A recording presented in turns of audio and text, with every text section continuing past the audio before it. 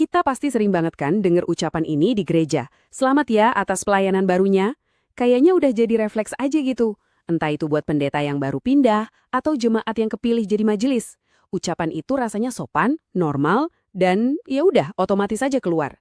Tapi coba deh kita berhenti sejenak. Pernah nggak kita bener-bener mikirin apa sih makna di balik ucapan itu? Jadi, waktu kita bilang selamat, sebenarnya apa sih yang lagi kita rayain? Apa ini semacam pencapaian pribadi, kayak menang lomba gitu? Nah, pertanyaan ini bukan buat ngehakimin ya, tapi buat ngajak kita semua mikir lebih dalam.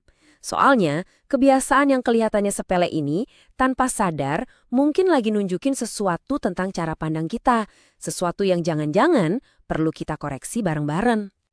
Nah, ini dia nih, jantung persoalannya. Tanpa kita sadari, kita ini udah kayak mengimpor sebuah konsep dari dunia kerja, yaitu konsep promosi, dan kita terapkan ke dalam pelayanan gereja.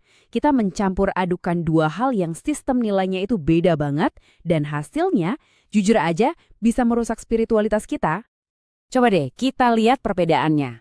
Kalau di dunia korporat dapat promosi, ya wajar banget kita bilang selamat. Kenapa? Ya karena artinya gajinya lebih tinggi, statusnya naik, gengsinya lebih gede. Itu kan langkah maju dalam karir. Tapi, di dalam kerajaan Tuhan, logikanya justru kebalik. Penugasan baru itu artinya tanggung jawab yang lebih berat. Ini sebuah pekerjaan mulia yang ukurannya bukan lagi gengsi tapi kesetiaan. Wah, kutipan ini ngena banget ya. Kepemimpinan di gereja itu bukan soal manjat tangga ke atas buat meninggikan diri sendiri. Justru sebaliknya, ini adalah gerakan turun ke bawah, buat melayani, buat ngangkat orang lain. Ini soal membasuh kaki, bukan soal duduk di kursi kehormatan. Jadi, yuk kita luruskan dulu definisinya. Orang yang dapat tugas pelayanan baru itu bukan lagi naik jabatan. Mereka itu sedang dipercayakan sebuah amanah. Tuhan itu nggak ngukur kita dari jabatan keren di kartu nama kita loh. Yang Tuhan lihat itu hati yang tulus, kesetiaan kita, dan kerendahan hati kita dalam melayani. Kelihatannya sepele kan? Cuma ucapan selamat. Tapi budaya ini pelan-pelan bisa jadi racun loh. Tanpa sadar, kita jadi bikin semacam tangga karir rohani di gereja. Ambisi pribadi jadi nyamar seolah-olah itu panggilan suci. Orang jadi sibuk ngejar posisi, bukan lagi ngejar kehendak Tuhan. Dan yang paling parah, gereja yang harusnya jadi tempat kita saling dukung, malah jadi arena kompetisi. Sekarang kita lihat bukti nyata gimana pola pikir duniawi ini udah meresap banget. Ada satu cerita, sebuah momen yang benar-benar membuka mata kita tentang standar ganda yang tanpa sadar sering kita lakukan. Saya ingat banget di sebuah pertemuan ada seorang ibu yang dengan bangganya cerita, dulu beliau pendeta kami, tapi puji Tuhan sekarang beliau baru aja dipromosikan. Waktu saya dengar kata dipromosikan itu rasanya ada yang salah. Ini kan bukan promosi kerja, ini tuh ibaratnya reposisi prajurit di medan perangnya Tuhan. Dan ini nih pertanyaan yang langsung nusuk. Kalau kita nganggap perpindahan tugas ini sebagai promosi, kenapa ucapan selamat kita jadi pilih-pilih gitu? Kenapa ada standar ganda yang jelas banget kelihatan? Coba perhatiin polanya di sini. Kita rame-rame ngucapin selamat ke pendeta yang pindah ke gereja besar di kota. Tapi kita diam aja waktu ada pendeta yang diutus ke desa terpencil. Kita kasih selamat ke pemimpin yang naik ke kantor pusat. Tapi kita jarang banget kan ngucapin selamat ke mantan pejabat yang balik lagi melayani jadi penerima tamu. Kenapa ya? Jawabannya mungkin agak sakit, tapi ini jujur. Kita cuma ngasih selamat buat hal-hal yang menurut kacamata dunia itu kelihatan sebagai sebuah kemajuan. Kita udah ngebiarin cara pikir duniawi masuk dan berpesta pora di dalam gereja kita. Kita merayakan ide-ide sekuler pakai bahasa rohani. Dan ini teman-teman adalah ancaman serius buat kesehatan gereja kita. Oke. Kita udah bongkar masalahnya. Terus pertanyaannya sekarang, solusinya apa dong? Apa yang seharusnya kita katakan? Jawabannya, kita perlu balik lagi ke bahasa yang lebih alkitabiah.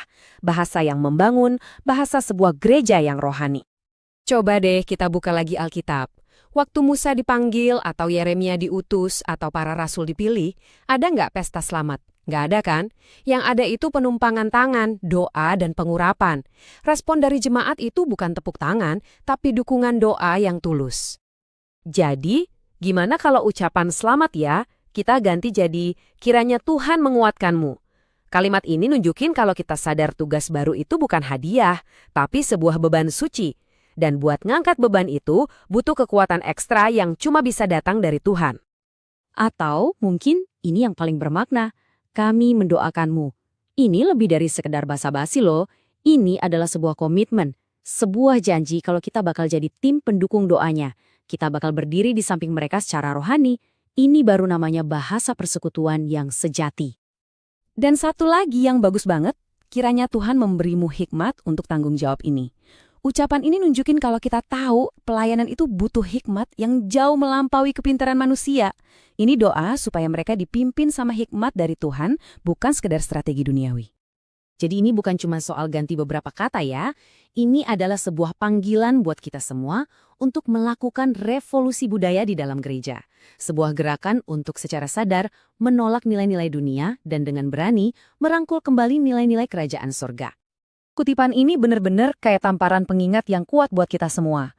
Yuk kita berhenti mengambil ambisi duniawi, ambisi buat punya kuasa atau status, terus kita kasih label rohani dan kita rayakan di gereja. Itu kemunafikan yang harus kita hentikan bersama-sama. Yuk, kita sama-sama berkomitmen buat membangun budaya yang baru. Budaya yang gak lagi bikin peringkat pelayanan, budaya yang selalu ngingetin kita semua bahwa setiap peran di gereja itu soal tanggung jawab, bukan pencapaian. Dan yang terpenting, budaya yang menjadikan doa, kerendahan hati, dan pelayanan yang tulus sebagai DNA kita. Pada akhirnya, pertanyaan ini kembali ke kita masing-masing.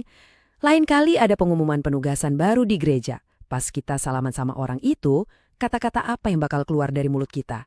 Apakah tepuk tangan duniawi yang kedengarannya kosong?